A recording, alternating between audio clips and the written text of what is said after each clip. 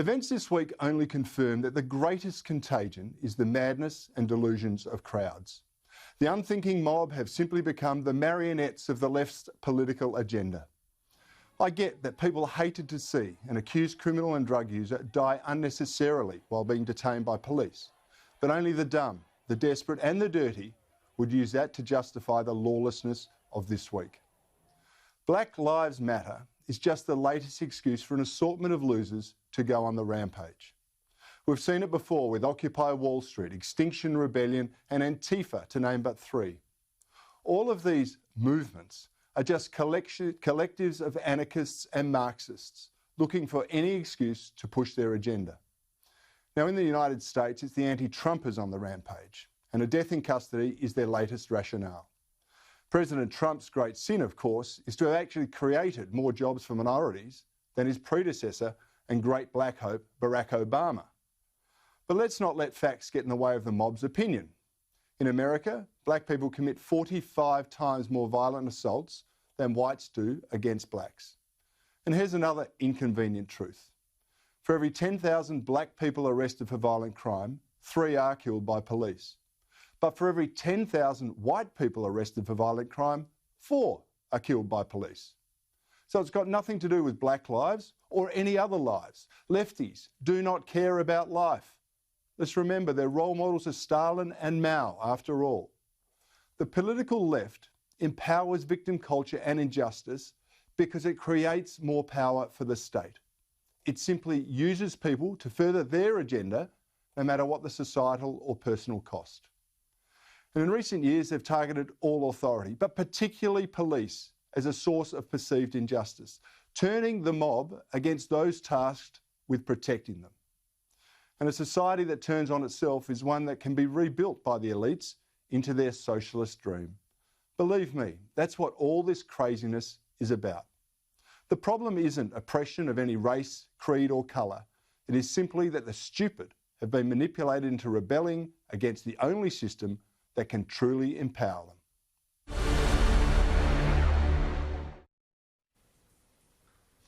Well, they're very strong words. I make no apologies for them, but I do expect very strong reactions. And I'm going to start with you, Antoinette. What's your response to my editorial? Geez, where do I start? Firstly, I'd have to say I think that's an incredibly simplistic analysis of what's happening, and I think it utterly lacks empathy. To suggest that people who care about black lives or police brutality are, to quote you, an assortment of losers, or that they're just merely a pack of lefties who do not care about life. And firstly, I want to make the point that many people who are at these demonstrations do not believe in riots and do not believe in looting and vandalism. It is not mutually exclusive. To both condemn and dislike those who are using this to, break into Nike stores and steal a pair of sneakers. But those same people also have had enough and cannot unsee that footage of George Floyd and the way he was so callously and brazenly killed at the hands of police officers. And then also to suggest that racism... I'd like to continue. But also to suggest that racism doesn't exist. You did point out to a few facts, and I want to quote a few others, because I think you've been selective with what you've shared. So, yes, black Americans are more likely to be arrested for violent crimes, regardless of whether they committed them. And they're 2.5 times more likely than whites to be killed by police. They are arrested at a higher rate for drug use, even though, based on surveys and data, they have the same rates of drug use as white Australians. And they're 5 times more likely to be imprisoned. And George Floyd is just the latest. George Floyd is just the latest case. And it so happened it was captured on camera. I have to interrupt you. I have to interrupt you there, because you obviously didn't listen, or you're selectively ignoring what I've said based on emotion. I've pointed out that for every 10,000 black people arrested, 3 die at the hands of police when they're arrested for violent offences. More white people die by police in the same proportion. But it's what 4. You're missing... You've ignored that. But what you're... No, I haven't. So let me address that. What you're missing is the amount of people, black people, who are arrested for non-violent offences and then shot. Like George Floyd, over a $20 forgery, over a $20 note. He was arrested. Once again, No, you're cherry picking. You're saying because we're talking. Hang on a second. We're going to go to the other panel. We're going to give them a chance. But I made the point about the number of people that are arrested for violent crime. You're now trying to bring something else into it. People get arrested because they commit crimes. And I haven't heard one single black leader, I haven't heard one community leader, one sports star, one movie star, one influential person in this space condemn the violence that's going on. It is absolutely disgraceful. It has been fueled and aided and abetted for political purposes. Now, we're not going to agree on this. Catherine, what have you got to say? Well, I'm just glad that we're not all in the studio tonight, Cory and Antoinette, because I think we'd put on a better rumble than happened at Central Station today. They'd need the pepper spray to get us apart because, again, I don't want to disappoint. I'm going to straddle this a little bit. Antoinette's point is correct. Your raw data lacks the discrimination, Cory, that the fact is you are 2.8 times more likely to be killed by a police officer if you're black than if you're white in the United States. You have a 1 in 1,000 chance of dying by lethal use of force by police if you're an Afro-American. That is a staggering statistic 160 years on from the end of the American Civil War and the end of slavery. There is a systemic problem. Now, I'm with you on this point. There were opportunistic groups on the left that clearly were committed to violent behaviour, and they were clearly exploiting the mass gatherings to loot stores, including stores owned and operated by Afro-American hard-working folks. You're also correct in the fact that Trump's record of creating jobs for minorities was better than Obama's. But in the week just gone, you have had substantial figures, people like as diverse as Pat Robertson, an evangelical conservative, George F. Will, the doyen of conservative intellects in the United States, for my money, James Mattis, a serious war hero, a real soldier's soldier, all reprimanding a man for waving a Bible. And this is a man, as Commander-in-Chief, who on 5 occasions deferred service in the Vietnam War because he had corns on his feet. This reached an absolute low, in my view, in the last 24 hours. 200 tweets, like a teenage girl on steroids. Like, what kind of leadership is this when your nation is unravelling? And I'll accept all of the factual points. The police force belongs overwhelmingly to a Democratic city administration and a Democratic state government. But heavily armed, far too paramilitary trained police forces in the United States are killing people on an industrial scale of both colours. But the simple fact is, after lockdown, after the social stresses of the last couple of years, enough was enough. And I think his handling of it has been unbecoming a President of the United States. And it grieves me to say it because I'm a believer in the United States. Thank you, Catherine. And I will add to that, not only was the incident appalling that was Can I have a go? Hang on. I'd love to have a go here, Antoinette. I guess I'll let you have a little go.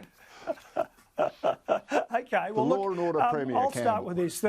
Well, you might be surprised as well, Cory. I'd like to dissect this thing a bit, and we don't have really enough time. We could do the whole show on this one topic. It's a huge issue. When I saw what happened to Floyd, I turned around to the young guy who works for me in my business. I said, "I'll be out protesting if that happened here.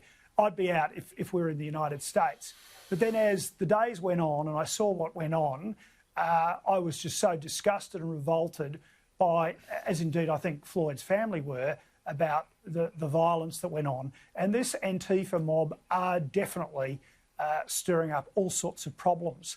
And I do reflect on what you just alluded to, Catherine, that, most cities in the United States, as indeed Australia, tend to have left-wing administrations. In the United States, they're responsible for bigger things than here in Australia. For example, police services or police forces. So in Minneapolis, we've had Democrats in charge 42 years. Democrat governor, Democrat chief prosecutor. It's quite similar actually in Queensland. This isn't a digression because we had a big protest here yesterday.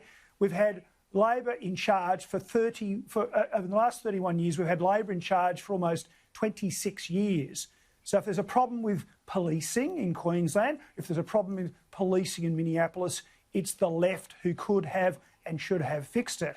And so I don't sort of appreciate the way that Trump has become the focal point, you know, the whipping boy. Final point, I do agree with Catherine. I think the way he has acted and the tweets and, you know, it's just so disappointing. You know, I mean, my views on the American presidency perhaps are sort of shaped by that great show from 15 to 20 years ago, The West Wing, a president who acted with dignity and grace and, you know, that's the sort of role model, that's the gold standard. And it's just so unfortunate that Trump has acted in this way. But Campbell, I've got to say, the left are playing huge games here. It is totally political now, as it is in Australia, what we just saw on the weekend. Why should we have social restrictions when they just wave through to all go and protest, as we saw across Australia yesterday? Before I go back to Antoinette, can I just make a couple of points here? Right, I think we're in universal agreement that the death of this bloke, right, there is a flawed character. The death of this bloke was completely unjust and inappropriate, and the police officers should be sanctioned for it. But I'm not going to let you all cherry pick and reverse the facts, right? Because, you know, 2.5 times more black people may be killed by police, but that's because they're committing multiple times the number of violent crimes. So you can only break it down to violent crimes arrested. And that's where I chose my figures from. For 10,000 people arrested, black people arrested, 3 die at the hands of police for violent crimes. And it's more for white people. That's the brutal Cory, truth. You can't if you want to, compare Cory, apples with apples. Yeah, but that Australian woman who was shot, you know, in the most bizarre circumstances by police officer Noor, that was a black on white shooting or a blue on white shooting. It just shows you that in a country where the police are so traumatised, and I feel for frontline police anyway, it's a tough job. They have to assume that they're confronting armed people. So they overuse force. But it's not a coincidence that the incidence of deaths amongst blacks is greater than it is amongst whites. That's a harsh stat. Cory, can you really, with a straight face, as a middle-class, white, Christian, affluent man of privilege, be an authority on whether or not racism exists? Can you really, with a straight face, be the person to tell this panel and the audience that racism doesn't exist, because perhaps you haven't been impacted by it. This is your pejorative, emotional argument, which is completely unreasonable. It is, of course, it's emotional. You're saying racism doesn't exist. Racism exists everywhere. You said it didn't exist. No, I've never this isn't about race. No, I didn't say that.